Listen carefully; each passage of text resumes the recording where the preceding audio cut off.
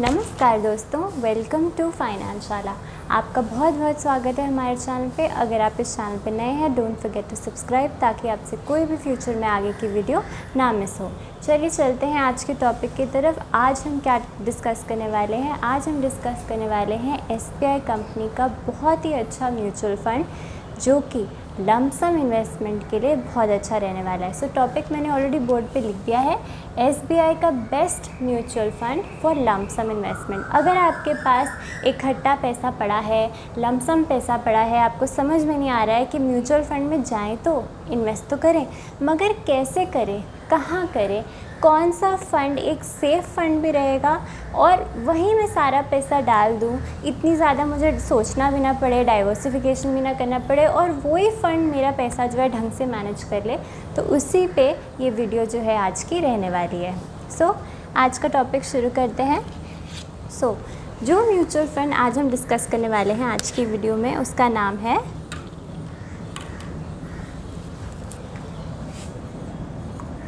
SBI large and mid cap fund.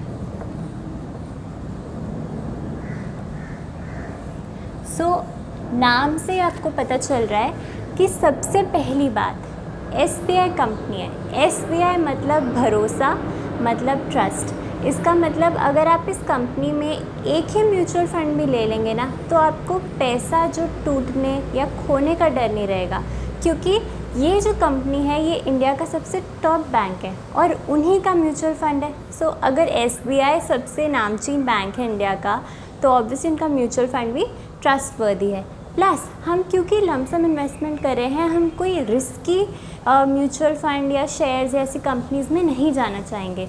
तो क्योंकि हम एक ही बार इन्वेस्टमेंट करना चाहते हैं, उसको ग्रो करना चाहते हैं, मगर साथ साथ ये भी इंश्योर करना चाहते हैं कि वहाँ वॉलेटिलिटी ना हो, बहुत ज़्यादा पैसा टूट ना जाए, क्योंकि हमें ये नहीं पता कि मार्केट का बॉटम कहाँ है या मार्केट का टॉप कहाँ है। हम अपनी तरफ से पैसा इकट्ठा कर लिया है हमने, अब हमें इन्वेस्ट करना है ताकि उसमें अच्छी ग्रोथ मिले।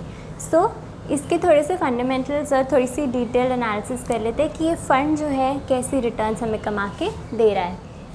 SBI large and mid cap fund, सबसे पहले जब भी आप ये लार्ज एंड मिड कैप साथ में देखें ना, आप ये हमेशा याद रखिए कि लार्ज में मिनिमम 35% एंड मिड में भी मिनिमम 35% जो है फ़ंड मैनेजर को लगा के चलना ही पड़ेगा, तभी ये दोनों वर्ड्स आपको किसी भी म्यूचुअल फंड में अगर ये नाम साथ में दिखे, मतलब दोनों में ऐसा एलोकेशन मिनिमम देखने मिलेगा ही मिलेगा। ये सेबी रिलेटेड गाइडलाइंस हैं। ओके, सो चलते हैं इसके फ़ंड साइज़ के बारे में बात करते हैं। फ़ंड साइज़ इसका कितना है? 25,629 CR, यानी कि बिल्कुल भी छोटा म्यूचुअल फंड नहीं है। 25,000 करोड़ का म्यूचुअल फंड है, यानी कि आप देख सकते हैं इसका AUM या फंड साइज़ कितना बड़ा है, यानी कितने सारे लोग इसमें निवेश करके बैठे हैं। So it shows the trust.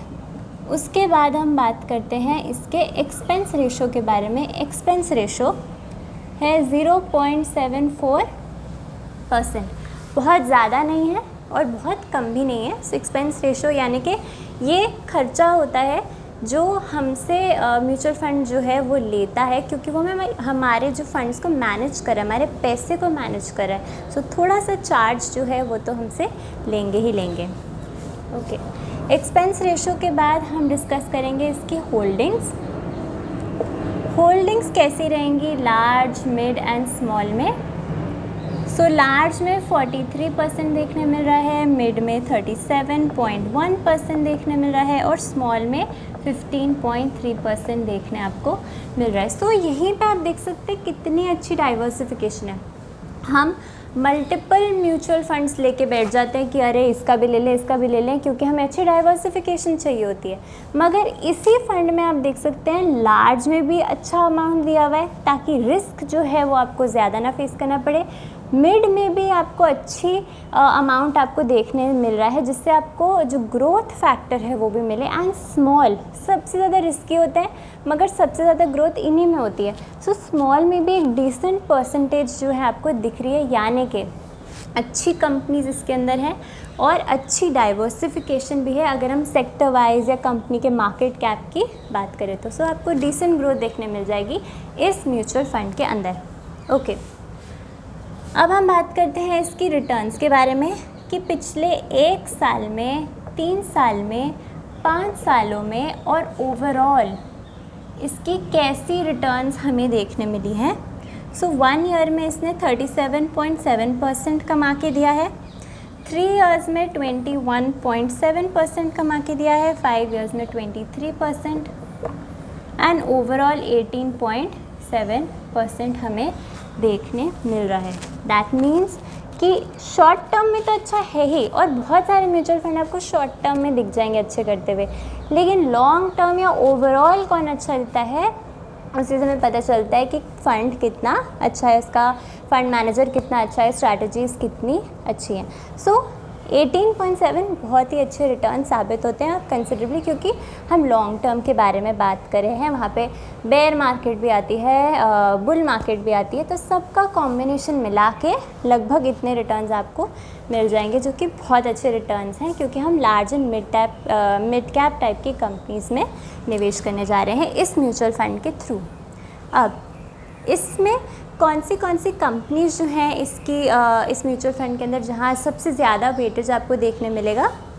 सो कुछ कंपनीज़ के नाम मैं आपको बता रही हूँ, सारे नहीं बट सबसे इम्पॉर्टेंट वाले, जैसे कि HDFC limited, Reliance, ICICI, SBI, HDFC AMC जैसे कि बड़ी बड़ी लार्ज कैप दिग्गज कंपनियां जहां पे इस म्यूचुअल फंड ने निवेश किया है, फॉलोड बाय बहुत सारे अदर्स हैं, पर उनमें वेटेज थोड़ा कम देखने आपको मिलेगा।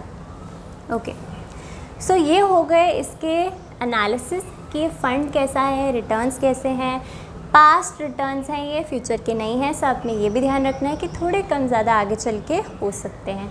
अब हम एक एग्जाम्पल से इसको देखेंगे कि अगर मैंने इसमें लमसम किया होता तो मुझे इसमें कितने पैसे बन जाते, वो इस एग्जाम्पल के थ्रू हम सीखेंगे। सो एग्जाम्पल, अगर मैंने सिर्फ 1 लाख रुपए का लमसम किया होता इस म्यूचुअल फंड के अंदर, और मैं रिटर्न्स मान के चल रही हूँ, क्योंकि ओवरऑल रिटर्न्स हैं इसीलिए मैं मान के चल रही हूँ ये अच्छे रिटर्न्स हैं, ओवरऑल ही हमें देखने चाहिए जब भी हम एक म्यूचुअल फंड को कंसिडर करते हैं निवेश के लिए। सो इसके रिटर्न जो है वो कितने, 18% है ना। ऑफकोर्स 18 से ज़्यादा भी मिल सकते हैं आगे चल के आपको, क्योंकि इंडिया ग्रो करेगा, इंडिया डेवलप करेगा, तो डेफिनेटली इससे ज़्यादा रिटर्न्स आपको मिलेंगे। बट हम एवरेज रिटर्न्स लेके चल रहे हैं कि ठीक है हम 37, 21, 23 नहीं लेते, वो ठीक है, शॉर्ट टर्म रिटर्न्स हो गई, मगर 18% तो ठीक रहेगा ओवरऑल के लिए। सो 18% रिटर्न्स हमने ले लिया। टाइम हम मान के चल रहे हैं 11 ईयर्स। सो 11 ईयर्स में मुझे कितने पैसे बन जाएंगे मेरे, सो मेरी वैल्यू हो जाएगी 6.18 लाख रुपीज़। यानी कि अगर आपने 1 लाख रुपए का लमसम किया और आपने उनको 11 सालों के लिए छोड़ दिया तो आपका पैसा कितना हो जाएगा, 6 लाख रुपए, यानी कि 6 गुना से भी ज़्यादा। अब अगर इसी पैसे को मैं 20 सालों के लिए छोड़ दूं तो मेरा पैसा कितना बन जाएगा, मेरा पैसा बन जाएगा 27.4 लाख रुपीज़। और इसी पैसे को अगर मैं 30 सालों के लिए छोड़ दूं तो मेरा पैसा कितना बन जाएगा, 1.43 करोड़। यानी कि आप देख रहे हैं ये 1 लाख की जर्नी से हमने शुरू किया और इस जर्नी में हमारे पैसे जो है 1.43 करोड़ ही देखने बन रहे हैं यहाँ पे। पर एक ही कंडीशन है कि आपको उसको 30 सालों के लिए छोड़ना पड़ेगा। अब सब बोलते हैं कि 30 साल तो बहुत ज़्यादा हो गए, ये किसने देखा है, तो आप अपना अमाउंट बढ़ाएं। लमसम तो मैंने सिर्फ हाइपोथेटिकली एग्जाम्पल पर्पज़ के लिए 1 लाख रुपए लिया है, आप इसको बढ़ाएं जितना भी आपके पास लमसम है। अगर आप सोच रहे लमसम करने का, सो आप 10 लाख 20 लाख जितना भी आपके पास पैसे हैं आप उसको लगाएंगे तो ऑफकोर्स टाइम कम लगेगा और आप जल्द से जल्द 1 करोड़ पहुंच सकते हैं। सो आई होप मैं आपको समझा पाई कि अगर आपके पास लमसम पैसा है तो आप उसको कैसे इन्वेस्ट कर सकते हैं, मगर सिर्फ एक ही म्यूचुअल फंड लेना है, बहुत सारे नहीं लेने, क्योंकि लोगों को ट्रैक करने में मुश्किल होती है। वैसे तो ट्रैक करना आजकल बहुत आसान हो गया है, मगर फिर भी अगर आपको एक नाम चाहिए कि कौन सा एक है तो वो एक SBI ही है, क्योंकि कंपनी ट्रस्टवर्दी है एंड ग्रोथ भी अच्छी है और इंटरनली भी फंड के अंदर बहुत अच्छी डाइवर्सिफिकेशन हो रही है। एंड एग्जाम्पल के थ्रू भी हमने समझ लिया कि 1 लाख 1 करोड़ कैसे बन जाता है, प्रोवाइडेड आप टाइम दीजिए, और टाइम नहीं है तो अमाउंट बढ़ाइए। So I hope you enjoyed the video, I hope you liked it. कोई भी डाउट है आपके पास तो आप ज़रूर कमेंट कीजिए, and till then thank you for watching, bye.